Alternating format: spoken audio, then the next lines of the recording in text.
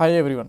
अब बात करने वाले हैं कि रिएक्ट जेएस के अंदर हम लोग एक पोस्ट मेथड वाली एपीआई को कैसे इंटीग्रेट कर सकते हैं। देखो, आपको ध्यान होगा लास्ट पार्ट के अंदर हम लोगों ने एक पेज बना लिया था ऐड यूज़र के लिए, बट यहाँ पे कोई इनपुट फील्ड नहीं थी, कोई एपीआई इंटीग्रेट नहीं थी। सो इस पार्ट के अंदर अब हम लोग कुछ इनपुट फील्ड्स लेंगे, एपीआई को इंटीग्रेट करेंगे। अगर मैं आपको पॉइंट्स बताऊं, सबसे पहले कुछ इनपुट फील्ड्स लेनी है, उनके लिए स्टेट बनाएंगे, उन स्टेट्स के अंदर इनपुट फील्ड के डाटा को स्टोर करवा लेंगे। उसके बाद पोस्ट वाली एपीआई को कॉल करके देखेंगे, देन चेक करेंगे एपीआई प्रॉपर्ली कॉल हो रही है कि नहीं हो रही, हमारा जो डाटा है वो स्टोर हो चुका है कि नहीं हो चुका। बिकॉज जब भी आप लोग एक न्यू यूज़र को ऐड करोगे ना, वो यूज़र यहाँ पे डिस्प्ले होना चाहिए, और उस यूज़र को हम लोग यहाँ के साथ साथ जो हमारी db.json वाली फाइल बनी है उसके अंदर भी चेक कर पाएंगे। और लास्ट में कुछ इंपॉर्टेंट इंटरव्यू क्वेश्चंस डिस्कस करने वाले हैं related to post method API in React JS. ये हमारी रिएक्ट जेएस 19 की प्लेलिस्ट है हिंदी में, जो आपकी डेफिनेटली हेल्प करने वाली है रिएक्ट जेएस की जॉब प्रोजेक्ट इंटरव्यूज़ में। सो पूरी प्लेलिस्ट देखना, लिंक आपको डिस्क्रिप्शन बॉक्स में मिल जाएगा। ऑलराइट, सो अब हम लोग हमारे पहले स्टेप पे चलते हैं इनपुट फील्ड के लिए। हाँ, एक चीज़ मैं आपको यहाँ पे बता देता हूँ, पोस्ट मेथड वाली जो एपीआईज होते हैं ना, इनका यूज़ बेसिकली हम लोग डाटा को स्टोर करने के लिए करते हैं। मैं आपको एक यहाँ पे फिर से पेज दिखाता हूँ। अगर आप ये वाला पेज देखोगे ना, तो मोस्टली हमारे पास 4-5 टाइप के एपीआईज मेथड्स होते हैं। पहले गेट मेथड, जब हमें डाटा को डिस्प्ले करवाना होता है, जैसे कि हम लोगों ने यहाँ पे लिस्ट को गेट करा है, तो इस टाइम पे हम लोग गेट मेथड का यूज़ करते हैं।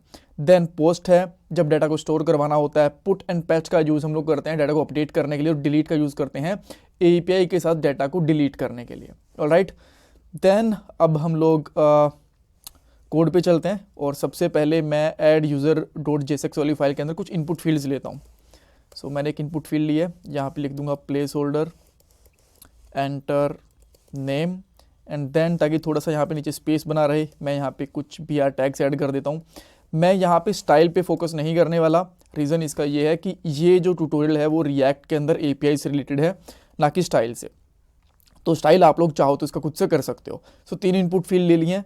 यहाँ पे मैं नेम की जगह पे कर लेता हूँ एज, और लास्ट में हम लोग कर लेंगे यहाँ पे ईमेल, और एक हमें बटन भी चाहिए ऑब्वियसली। और यहाँ पे मैं कर दूंगा ऐड यूज़र कर देता हूँ। राइट, न्यू यूज़र तो ठीक है, ऊपर दिख रहा है कि न्यू यूज़र ही ऐड होगा। एंड देन हम लोग यहाँ पे क्लिक इवेंट लेंगे, बट उससे पहले हमें 3 स्टेट लेनी पड़ेंगी। अब आपको यहाँ पे छोटा सा फॉर्म दिख गया, चलो ठीक है, थोड़ा सेंटर में भी कर लेते हैं इसको, स्टाइल कर देता हूँ यहाँ पे। यहाँ पे लिखेंगे text align equal to center, इस तरीके से। Right, okay, not equal to, actually colon आएगा। तो आप यहाँ पे देख सकते हो जो हमारे पास फॉर्म है सेंटर के अंदर आ गया। कूल, ठीक है। देन अब हम लोग 3 स्टेट ले लेते हैं। सबसे पहले लेता हूँ यहाँ पे कॉन्स्ट नेम, सेट नेम लेंगे स्टेट को अपडेट करवाने के लिए, और यहाँ पे ले लेंगे यूज़ स्टेट, और यूज़ स्टेट के अंदर बाय डिफ़ॉल्ट वैल्यू डाल देंगे एम्प्टी। अनडिफाइन करना चाहो तो वो भी कर सकते हो, कोई इशू नहीं रहेगा उसके अंदर। देन मैं यहाँ पे 3 इसकी कॉपी ले लेता हूँ। यहाँ पे करेंगे एज, सेट एज रहेगा यहाँ पे, और लास्ट में रहेगा ईमेल। राइट, और यहाँ पे कर देंगे सेट ईमेल। और अब इन स्टेट के डाटा को यहाँ पे अपडेट करवाएंगे। सो इवेंट लेने पड़ेंगे हमें ऑन चेंज। ऑन चेंज जैसे इवेंट लेंगे, सो इससे हमारा इवेंट निकालेंगे, और यहाँ पे क्या यूज़ करेंगे सेट नेम, और सेट नेम में हम लोग बेसिकली क्या करेंगे event dot target dot value. So एक स्टेट हमारी इस तरीके से अपडेट होगी, 2 स्टेट सेम इसी तरीके से अपडेट करनी है हमें। इसको आप चाहो तो नेक्स्ट लाइन के अंदर भी ले सकते हो, ताकि आपको स्क्रीन के अंदर कोड दिखता रहे। और यहाँ पे मैं सेट नेम की जगह पे कर लूँगा सेट एज, और यहाँ पे कर लेंगे सेट ईमेल आईडी। कूल। सो यहाँ पे ये चीज़ें बनने के बाद अभी कुछ एरर है? बिल्कुल भी नहीं है, सब कुछ ठीक चल रहा है, परफेक्ट। रिफ्रेश करके देख लिया, ठीक है। अब इस डाटा को चेक करते हैं कि डाटा हमारे पास प्रॉपर्ली काम कर रहा है कि नहीं कर रहा। तो एक फंक्शन बनेगा सेव यूज़र, या फिर यहाँ पे कर देता हूँ क्रिएट यूज़र। ये एक हम लोग एरो फंक्शन ले लेते हैं कॉन्स्ट करके इस तरीके से, और यहाँ पे हम लोग लेंगे log name as and last one is email. Okay, so इसको हम लोग यहाँ पे ऑन क्लिक पिकल कॉल करते हैं। यहाँ पे करता हूँ ऑन क्लिक, और इस फंक्शन को यहाँ पे कॉल कर देंगे। सो अब जैसे इस पर कॉल करा ये 3 कंसोल में दिखने चाहिए। सो मैं इसके अंदर नाम डाल देता हूँ, लेट्स से मैंने अनिल डाला, इस डाल दी 29 और ईमेल आईडी डाल दिया मैंने, लेट्स से anil@test.com या कुछ भी लिख दो भी के लिए, तो चेक करना है हमें। सो यहाँ पे आप देख सकते हो एक कंसोल हो चुका है। अगर कंसोल प्रिंट नहीं हुआ तो दोबारा देख सकते हो, यहाँ पे देखो कंसोल प्रॉपरली प्रिंट हो चुका है, ये चीज़ ठीक है। अब हमें नेक्स्ट चीज़ यहाँ पे क्या करनी है, अब हमें API कॉल करनी है।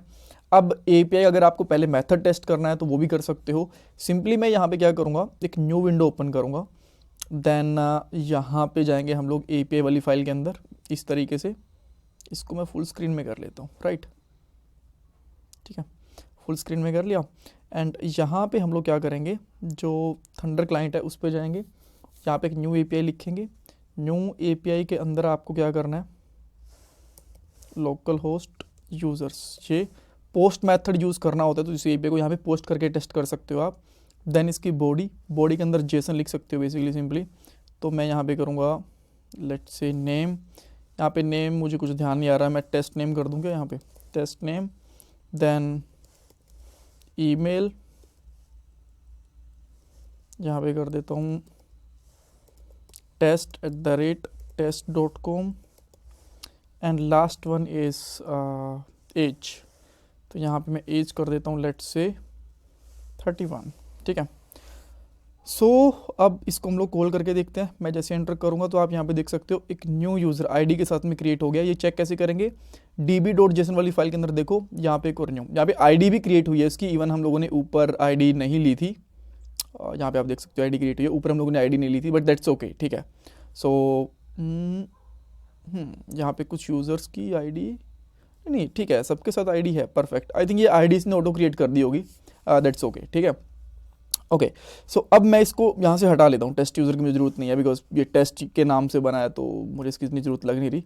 तो पॉइंट ये है कि हमारी ये वाली API प्रॉपरली काम कर रही है। तो ये मैं यहाँ पे पाथ यूज़ करूँगा। सो इसको मैं यहाँ पे मिनिमाइज़ करता हूँ। देन यहाँ पे आगे लोग लेंगे URL, कॉन्स्ट लेता हूँ URL, और URL के अंदर हम लोग इसको डाल देंगे, ठीक है। एक चीज़ मैं आपको बताता हूँ, जो हमने यहाँ पे फॉर्म डाटा कलेक्ट करा है ना स्टेट के साथ, React 19 के अंदर कुछ अलग तरीके से भी कलेक्ट कर सकते हो, बट यहाँ पे मेरा पॉइंट क्या है, API को कॉल करना। मैं सिंपल से सिंपल तरीका यहाँ पे दिखाने की कोशिश कर रहा हूँ, ठीक है। ओके, सो देन आपको यहाँ पे क्या करना है, इस फंक्शन को ना असिंक बना लो, बिकॉज यहाँ पे API कॉल होगी, और यहाँ पे एक लेट ले लो रिस्पॉन्स नाम से, और यहाँ पे यूज़ करेंगे अवेट, यहाँ पे लिखेंगे फैच, और फैच के अंदर हम लोग यहाँ पे ले लेते हैं URL। अब देखो लास्ट वाले पार्ट के अंदर अगर आप यहाँ पे चेक करोगे ना, तो जब हम लोगों ने, कहाँ गया यार, लिस्ट ये रही, जब हम लोगों ने API कॉल करी थी तो बस एक ही पैरामीटर था URL, because get method by default होता है। बट जब आप पोस्ट मेथड यूज़ करते हो तो यहाँ पे फर्स्ट पैरामीटर के बाद कोमा देके यहाँ पे ऑब्जेक्ट यूज़ करना होता है, और यहाँ पे डिफाइन करना होता है मेथड। मेथड हम लोग यहाँ पे लेने वाले हैं post. After that header and body भी होते हैं, बट हेडर इतना इंपॉर्टेंट नहीं है अगर आप लोग स्पेशल हेडर सेंड नहीं कर रहे हो। बॉडी में यहाँ पे ले लूँगा JSON.stringify, एंड देन हम लोग यहाँ पे यूज़ करने वाले हैं बेसिकली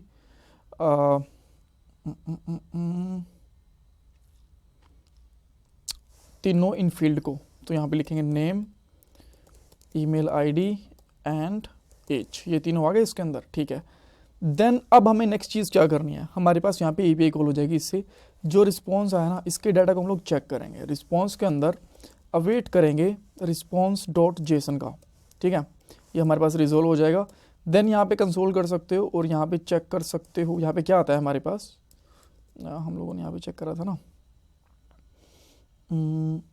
स्टेटस आता है, साइज आता है, तो ठीक है, ये ऑब्जेक्ट ही आएगा बेसिकली, अलग कुछ इसका अलग से आने नहीं वाला। तो यहाँ पे सिंपली चेक कर सकते हो कि अगर आपके पास यहाँ पे रिस्पॉन्स आ रहा है, इफ़ रिस्पॉन्स प्रॉपर आ रहा है, देन यहाँ पे एक अलर्ट लगा लो, जो भी आपको लगाना है अलर्ट लगा लो, या फिर बाद में कुछ CSS के साथ कुछ टोस्ट वगैरह लगा देना, न्यू यूज़र एडेड, इस तरीके से, ठीक है। अब हम लोग चेक करें इसको, जैसे ही मैं यहाँ पे क्लिक करूँगा, रिफ़्रेश कर देता हूँ, ठीक है। अब मैं यहाँ पे यूज़र ऐड कर रहा हूँ, लेट्स से सिद्धू, एज है लेट्स से 23, और यहाँ पे sidhu@test.com, ये कर लिया मैंने। इस पर क्लिक करूँगा तो यहाँ पे आप देख सकते हो न्यू यूज़र एडेड। ये यूज़र ऐड होने के बाद में लिस्ट पे जाओगे तो आप यहाँ पे देख सकते हो सिद्धू नाम से एक न्यू यूज़र ऐड हो चुका है। वापस से ट्राई करना है, lee@test.com, देन lee@test.com। ऊपर एज थी ना यार, ये वाली एज कर देता हूँ let's say 45। Add user, new user added, and यहाँ पे आप रिक्वेस्ट भी देख सकते हो। भी ये वाली जो चीज़ें हम लोगों ने भेजी है, ये आईडी है, ये तो रिस्पॉन्स है। पेलोड के अंदर एज, ईमेल आईडी, नेम, ये सारी की सारी चीज़ें चली गई हैं, एंड देयर वी गो, आपको एक और न्यू यूज़र मिल गया। एंड देन अगर आप यहाँ पे जाके चेक करोगे डीबी के अंदर, तो आपको यहाँ पे ली और सिद्धू वाली चीज़ें भी मिल जाएंगी। So that's all how we can add the new users और new data with the help of post method API. इसमें कुछ डाउट कन्फ्यूजन है मुझे कमेंट सेक्शन में पूछो। वीडियो को लाइक करना, चैनल को सब्सक्राइब, कमेंट सेक्शन में प्लीज़ फीडबैक देना। ये मेरा जीपे और पेटीएम का डोनेशन नंबर है। एंड ये वाली रिएक्ट वाली सीरीज़ देखना बिल्कुल मत भूलना, लास्ट में इसमें इंटरव्यू क्वेश्चंस भी आपको मिल जाएंगे। Thanks everyone.